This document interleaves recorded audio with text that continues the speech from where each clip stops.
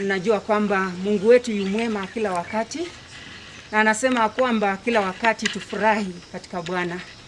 Tunajua kwamba hata wakati ambapo mambo ni magumu, Kristo anabaki kuwa Kristo. Na tunamshukuru kwa sababu ya umbali huu ametuleta. Na najua huyu ni dadangu mkubwa, na dadangu amekaa kama mamangu. Wamekuwa kinilea na shemeji yangu kama shemeji na tena kama baba. Na wapenda. Kila wakati ninapopita napitia kwao. Marafiki zao wananijua kwa sababu kila wakati natembea pamoja nao. Na wamekuwa wapendwa ambao ninajua kuna roho wa Bwana ndani mwao. Kuna kazi nzuri ambayo Mungu anatenda ndani mwao. Na wamekuwa wale watu ambao hawana ubaguzi. Wakati mwingi tulilelewa tulikuwa tunaenda tunapata watu wa upande huu. Kuna vijana hapa tumekuwa pamoja kama ndugu kwa sababu ya roho zao. Shemeji yangu alikuwa mtu ambaye anajua kwamba mtu ni mtu na hana ubaguzi kwa kina mkewe na kwao. Hapo ninampa ua kwa ajili ya ukuu ambao Mungu amemtendea.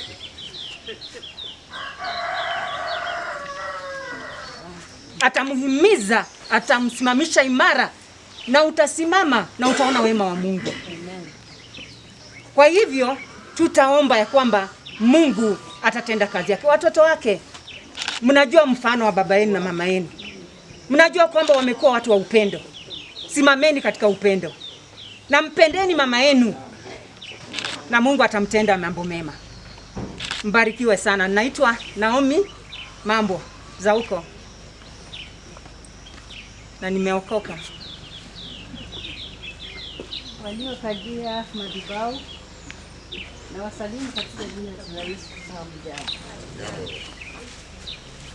Waliokuja kunisaidia kwa matanga ya mume wangu mpendwa na wasalimu katika jina la Yesu Kristo. Hamjambo. Kwanza kabla sijaongea, mtaniruhusu nimwalike tu dadangu mmoja. Ikiwa wako na mume wake atasimama tu mume wake, lakini dadangu ataongea. Ametembea nami katika shida zote ambazo nimekuwa nazo tangu mume wangu akuwe mgonjwa. Hata wakati wa kuaga walirauka usiku wakaja kwangu. Na wametembea nami mpaka wakati huu. Ningelipenda Doris Asava asimame.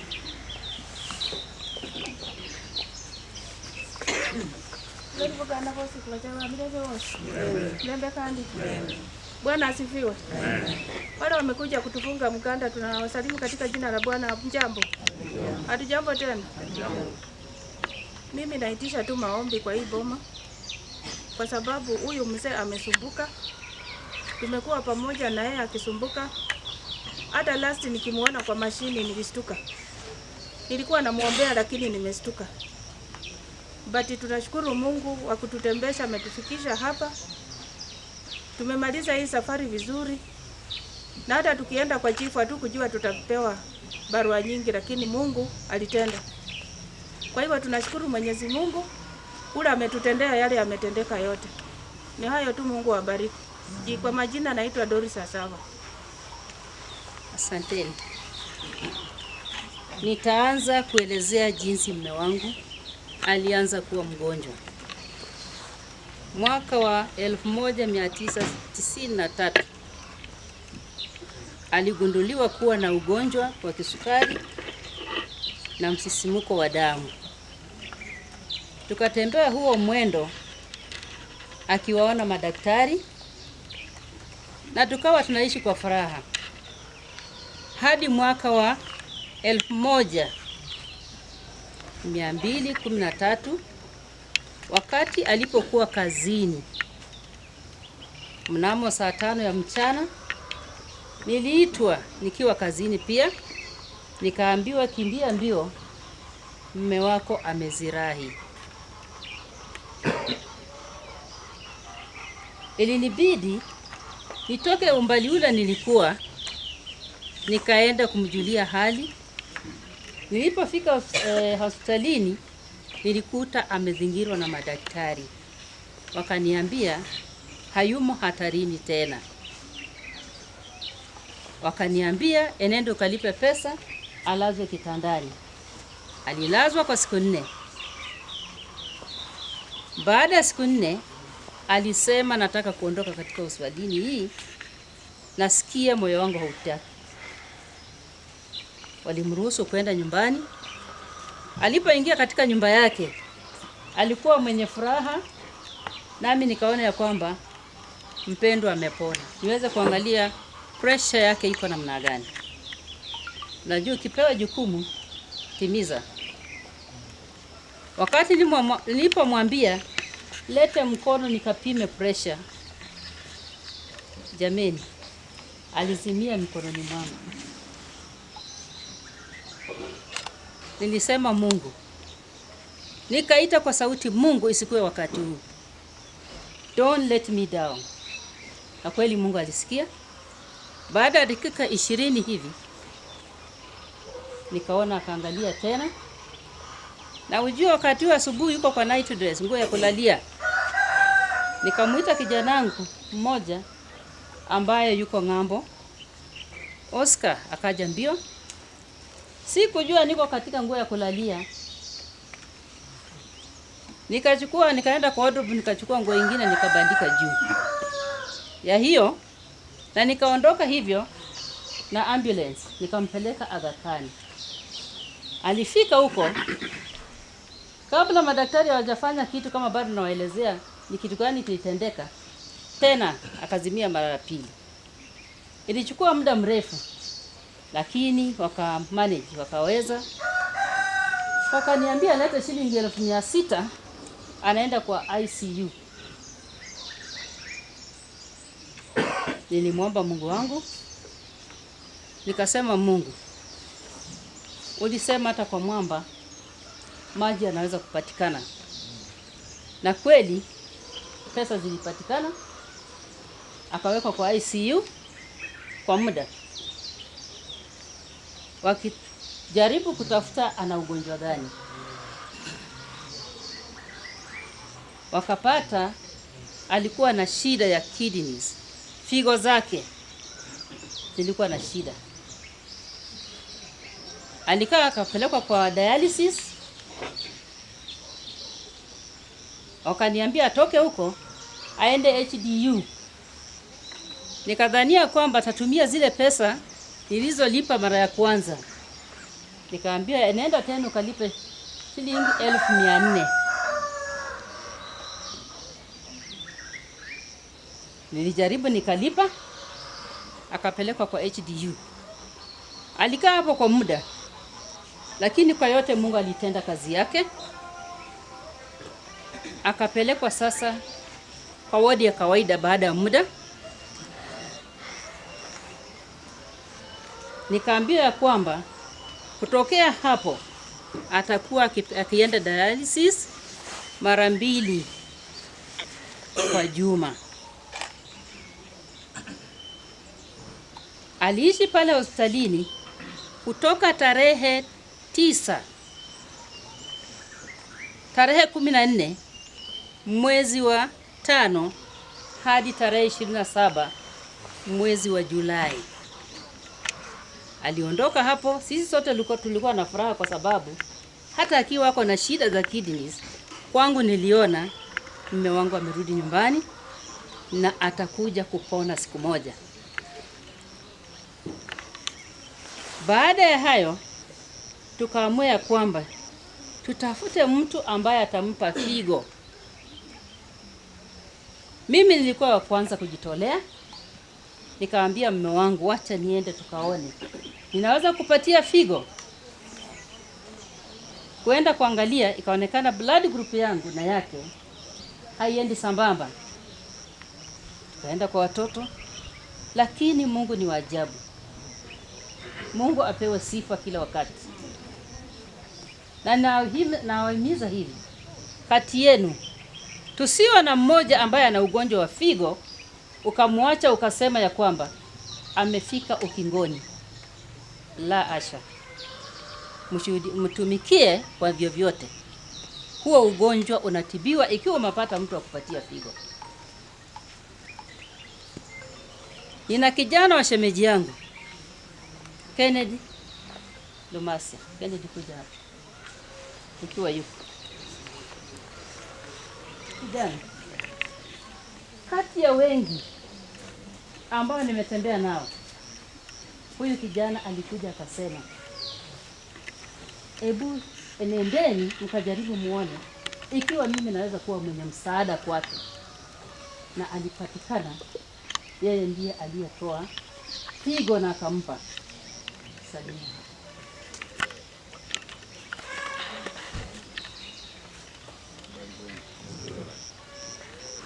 Habari zenu.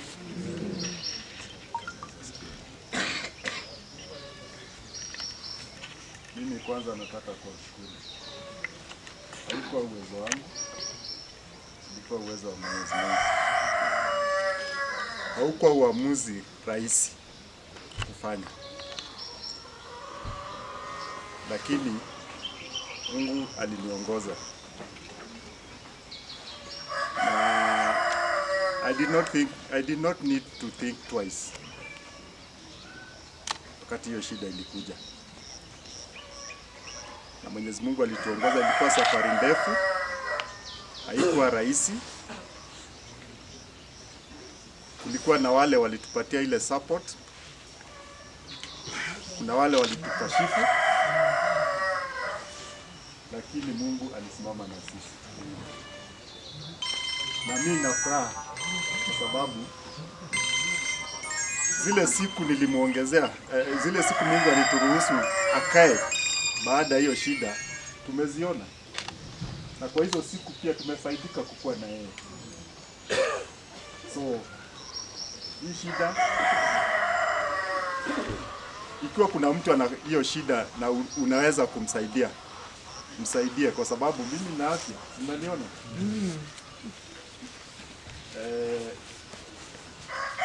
Ikiwa unaweza saidia mwingine, msaidie. Mungu awabariki na asante mama. Hapo tulianza mwendo wa kujitayarisha kuelekea India. Tarehe 6 mwezi wa 4 mwaka wa 2014 tuliondoka tukaenda India. Walifanya hiyo kazi madaktari. Dr. Viji alifanya hiyo kazi, na mlimuona mume wangu akitembea hapa, wote mlimuona, na akawa mwenye kutoa ushuhuda. Hata mimi nitoa ushuhuda nikisema nimeona mkono wa Bwana. Tulikaa huko nje kwa miezi mitatu, tukarudi hapa tarehe 11 mwezi wa 7. Tulianza safari ya yeye kutumia madawa, na madawa yake yalitoka ng'ambo, hayakuwa ya kutoka hapa. Mungu ni mwema. Hakuna siku ile tulilemewa kupata madawa yake.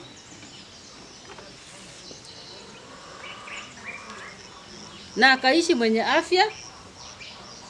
Sisi sote tukawa na imani ya kwamba mume wangu ataishi miaka mingine mingi sana, lakini hatukujua ya kwamba mwaka huu mwezi wa 4, baada ya kutoka kwa matanga ya mtoto wa nduguye ambaye tumemlea tangu utotoni, tulianza safari ya kwenda Nairobi, na hapo ndipo alianza ugonjwa wake. Alianza kulia tumbo, nikampeleka akalazwa katika hospitali moja ambapo alitibiwa. Baada ya muda fupi, siku 4-5 hivi, alitoka hospitalini. Tukaenda kwa nyumba. Hakupata afya yake kweli vizuri. Hakuwa na hamu ya kula chakula. Alikuwa akihangaika huku na kule. Nikaamua tena nimpeleke katika hospitali nyingine, lakini kabla sijampeleka huko aliniambia, mke wangu, Ninaona kila wakati unaposikia mimi ni mgonjwa, wewe unaniambia twende hospitalini. Na wewe hujiulizi, hizi pesa unamalizia hospitalini, nitakapoenda wewe na watoto wangu mtakula nini? Unajua wakati una mgonjwa, ukiambiwa maneno wakati mwingine husikii. Si kujua alikuwa ananiambia yuko safarini anaenda. Mimi nikamwambia wacha tuende tu, hata tukipata mboga na maji na chumvi, mradi tuwe na ugali, tutaishi. Hapa akakubali, nikampeleka kwa hiyo hospitali. Jameni, wakati wa corona hii kuna mambo. Nilienda katika hospitali, hakuna mtu anakaribia. Wanakuacha ushughulike na mgonjwa wako. Na yeye unajua ni mtu alikuwa mwenye nguvu na uzito wake. Nilikuwa namuinua peke yangu. Na Mungu alinipa nguvu. Tujiweka katika Bwana. Nilishughulika naye hadi wakati alipolazwa katika hiyo hospitali. Baada ya siku 2 niliona haendelee vizuri. Ni cha kushangaza, wale madaktari nilibeba madawa yake. Kama kawaida nikienda kumwona daktari yeyote, nilikuwa nikimwambia huyu ni kidney transplant patient. Ndiposa ajue la kufanya. Na ninabeba madawa yake. Walinipeleka katika chumba na kunipatia hata hayo madawa na kuniambia wewe sasa ukae hapa, utaendelea kumpa madawa jinsi ulivyokuwa ukimpa. Hawakaribii wakidhania kwamba ati ni COVID-19. Nilifanya na hawa walikuwa ndio walimwekea tu kile kijituta cha kuweka maji kwa mwili. Sasa walikuwa akimpatia tu peni kila peke yake, na mimi naachiwa hapo mume wangu. Nilizidi kumshughulikia. Mungu alinipa neema yake. Nilifanya kwa sababu ya upendo niliokuwa naye kwake. Wakati niliona sasa na anahema akisumbukana, nilimpigia daktari wake simu. Akaniambia, hebu niongee na daktari wa hiyo hospitali tuone ni kitu gani. Nilimpelekea simu, wakaongea. Akamwambia nataka huyu daktari, huyu mgonjwa aletwe kwa hiyo hospitali ya upande huu. Baada ya mimi kumuuliza, tafadhali ningependa uniambie ni hospitali gani nimlete huyu mume wangu. Nikampeleka kwa hiyo hospitali alisema. Baada muda kidogo aliingia. Wakati niliingia hapo, tena nilijaribu kuachiwa huo mzigo wangu kwa sababu alijua hiyo mzigo ni wa mama. Sasa hapo daktari wake alipoingia, hakujali kuvaa hivi vitu watu wanavaa. Yeye aliingia na kuanza kumhudumia mbio. Wakaanza x-ray, wakachukua damu. Baada ya kufanya hiyo na kufanya CT scan, naona wale wamekuja wamevaa zile nguo mnaona kwa TV Kwa mnaona wamevaa vizuri. Wakaingia. Sasa kazi yao ya kufanya imefika, wachukue swab hapa na kwa mapua ili waende kupima. Wakachukua, nikaambiwa nenda kalipe pesa pale, anaenda kwa HDU. Na wakati huo amewekwa kwa oxygen, hewa ya kumsaidia kupumua. Nilifanya hivyo, nikaenda nikawaambia, sijabeba pesa zote, mnipe ruhusa nilipe 40,000, hizi 60,000 nitaleta kesho yake. Waliniruhusu nikafanya hivyo. Saa 4:30 ya usiku mume wangu akapelekwa kwa improvised HDU, sio ile ya kawaida ile. Wamebeba mashine wameweka katika chumba kingine, wamempatia madaktari hapo na nurses ili asiingie kwa wale wengine hadi wajue yeye anaugua ugonjwa gani. Kesho yake baada ya saa 24 majibu yalikuja. Tukaona hawa daktari wakirukaruka na wale nurses akisema Mungu ni mwema, hatuendi quarantine. Na hapo ndipo mume wangu sasa alichukuliwa akapelekwa kwa HDU, pahali na ICU kule wengine wako. Baada ya kugundua kwamba yeye sio kati ya wale vile jinsi walivyofikiria. Alikaa pale kwa muda nikaona kweli mume wangu anaenda kupona. Kila saa 12 asubuhi nilikuwa pale hospitalini, nione atakula namna gani, amelala namna gani. Kwa huo muda wote saa 12 nilikuwa hospitalini. Narudi nyumbani ndio nianza kupata kiamsha kinywa. Saa 7 mimi ndio huyu niko huko. Nakaa huko mpaka jioni ndio nitoke huko. Nilifanya hivyo kwa siku zote na akawa mwenye furaha, mchangamfu. Hata siku moja ndio aende kufa, jameni, nikamkuta ameketi kwa kiti. Na nilikuwa kwa asubuhi akaniambia leo nimepona. Na kweli nikaona yeye mchangamfu. Akaenda akaketi kwa kiti. Nikirudi saa 7 nakuta yeye mwenyewe anajilisha. Daktari akaniambia kesho nafikiri utampeleka katika wodi ya kawaida. Tumwangalilie hapa kwa siku 2 ili muende nyumbani. Mmeo amepona. Na kweli mimi niliona amepona. Nikashukuru Mungu. Kesho yake niliporudi nakuta tena amewekwa mask. Uso wote sasa anajaribu kupumua, ameshindwa. Hiyo ni siku ya Jumatano. Niliambiwa unastahili kusign, kutia signature sahihi. Tumwekee kifaa fulani katika kifua chake kwa sababu amegunduliwa kuwa na pneumonia na maji katika kifua chake. Nilisitia sahihi, wakamwekea, wakaniambia anaenda kutoa hayo maji. Na kutaka kuweka hicho kifaa, aliambia wale daktari, huyu atasimama hapa mweke kama yuko. Nikajaribu kufikiria ni uongo. Daktari wakaniambia enda. Sisi tunataka kufanya kazi yetu. Wakati waleta vifaa akasema, nimesema mke wangu awe hapa, ataona ile kazi yote mnafanya kwangu. Wewe unajua wewe si daktari. Lakini mtu anaenda kukatwa mahali, wanasafisha, wanamdunga sindano, wewe unaangalia. Kwa sababu amesema ni lazima uwe hapa. Na nikaomba Mungu nikasema, Mungu nipe neema yako. Uniondolee uoga.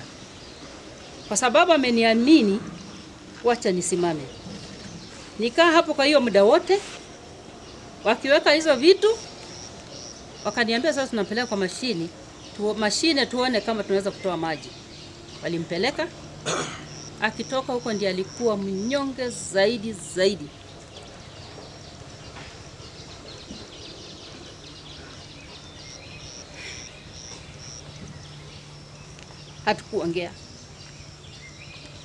Hatukuongea. Alinipa tu mkono, akaniletea mkono hivi, nami nikampa mkono wangu. Akaushika kwa muda. Kile nilichofanya nilimuombea. Nikasema, Mungu wangu, mume wangu ameumia. Mchana na usiku nimeona. Taa zimewaka nikiona. Kila kitu nikifanya, hata kuenda mahali nakimbia mbio ili nisipate jambo limetendeka. Mpiganie vita. Nimekuachia mikononi mwako. Yeye alinyamaza, kalala, katulia. Daktari akaniambia wacha alale. Wewe nenda nyumbani. Nilienda. Mchana tulikuwa hapa na Herbert na Edward tukingojea. Wakatuambia tena amepelekwa kwa mashine.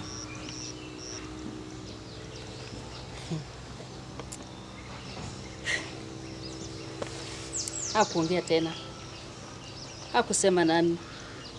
Tulienda nyumbani hivyo. Usiku nilikuwa mnyonge. Hata kula kulikuwa kugumu. Nikaondoka nikaenda katika chumba cha kulala. Nikapiga magoti chini. Nikaanza kuomba. Wakati nilipoomba niliona maombi yangu. Nikiomba naona nalemewa. Nikiomba naona nalemewa kwa sababu kila wakati saa 7 ya usiku Doris nami tulikuwa napigiana simu, tunaanza kuomba. Tukiomba, alafu mimi naendelea mpaka saa 9. Ndiposa niache kuomba. Lakini kwa wakati waliponipigia simu wakaniambia mume wako sasa ana shida ya kupumua zaidi, tunamweka kwa life saving machine. Niliwauliza, yeye yuko ama ameenda? Wakaniambia yuko. Nikawaambia mimi ni mtu mzima, niambieni ameaga ama yuko? Wakaniambia yuko, tunajaribu kumweka kwa hizo life saving machine ndiposa tuone atakuwaje. Nitoka pale mbio, nikienda kuoga, nikakumbuka sijamwendea Mungu wangu. Tena nikarudi, nikaomba. Wakati nilikuwa namalizia maombi, nikasema neno la mwisho, na Mungu atende mapenzi yake.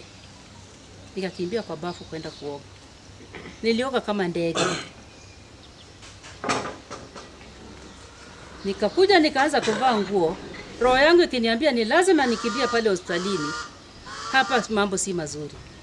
Na hiyo ilikuwa saa 4 na dakika 20 hivi. Kufika saa 4 na 30 napigiwa simu tena. Ninaambiwa sasa ako na cardiac arrest. Lakini bado tunajaribu tuone ya kwamba ako sawa. Wakati walisema hivyo, mimi nilirusha, nikamwambia tu asante, nikaacha simu na nikaendelea kuvaa. Nikakumbuka mtoto wangu anaitwa Karo. Huenda kumwamsha anizindikishe usiku tuende.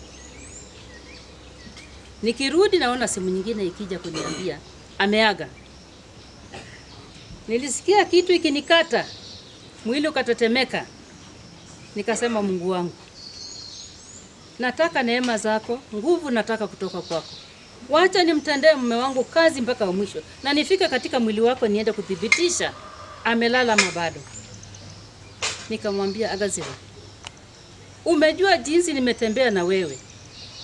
Katika raha, katika shida, ni wewe umekuwa kama kiongozi wangu.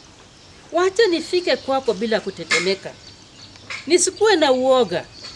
Wakati napoenda kuendesha hili gari, tafadhali unipe nguvu nikufikie. Nilijikuta nimepata nguvu tena. Msichana wangu alikuja vile nimuita, tukaingia kwa gari. Sijamwambia babaka ameaga. Namwambia babaka tumeambiwa labda tuende wabadilishe madawa. Unajua nilikuwa muoga. Akilia nitaishiwa nguvu na sasa hakuna mtu atakupeleka hospitalini. Kufika kwa roadblock usiku, nikauliza mama, unaenda wapi usiku huu? Na unajua magari hatembei. Nilichukua wale askari 3 nikawapeleka nyuma ya gari. Nikawaambia, tafadhalini, mume wangu ameaga saa hizi na sitaki msichana wangu ajue ya kwamba babake ameaga. Waliniambia pole, enda. Kufika huko, tukiingia kwa hiyo ICU, mzee amelazwa pale amefunikwa. Kile mtoto wake aliuliza wale madaktari kwanza, hebu niende kuongea na dadi. Yeye hajui mpaka wakati huo babaka ameaga. Na saa hiyo anachukua na tupeleka mahali ili waende kutuambia yeye ameaga. Nilipofika katika hicho chumba, jameni, wakati daktari alianza kutuambia hayo maneno, nilijikuta naomba. Niliomba, watu walinyamaza. Nikaomba na wote wakanisikiza, wakainama. Wakati mmaliza, na walikuwa wametuambia tutamuona. Nikauliza naweza kwenda kumuona? Wakaniambia tuende. Walizindikisha wote. Tukafika huko. Nikienda kumshika naona mwili wake uko na joto, lakini hapumui. Ndiposa mtoto wangu alijua ya kwamba babake ameenda. Nikawaambia nipeni vifaa vyote, sindano ile nilikuwa nimeleta na kila kitu. Mungu akanipa nguvu ya ajabu. Nikaitisha hizo vitu vyote nilipopewa. Sasa nimetoka kwa hiyo area wanasema watu wasipige kelele. Nikifika pale ndio nikajikuta ninalia. Nililia nikisema kweli. Unajua ukiishi na mtu akuchukua kama dada yake, anakuambia wewe ni dada yangu, wewe ni kama mamangu, wewe ni kama babangu, na mimi nikamwambia hivyo na tuliishi hivyo ili niweze kuwahudumia hawa watoto 5. ambao mume wangu ameniachia. Ni hayo tu, Mungu awabariki.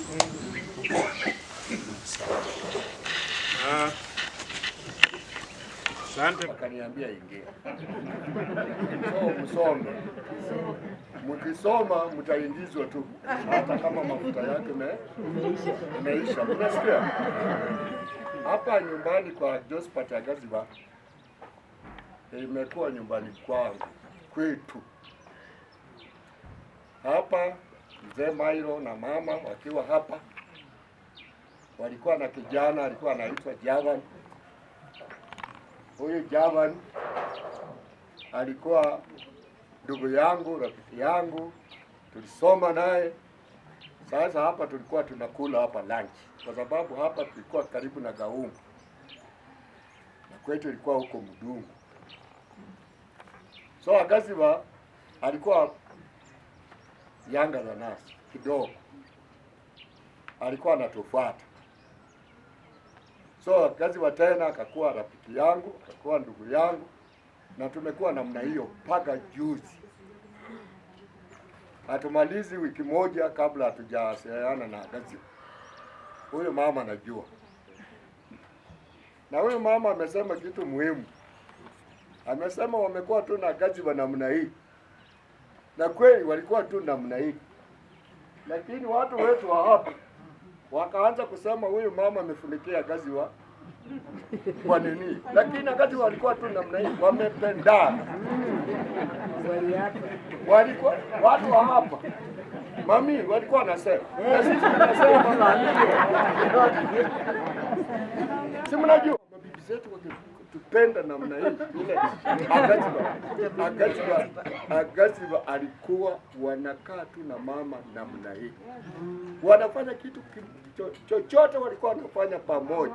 We admired this people.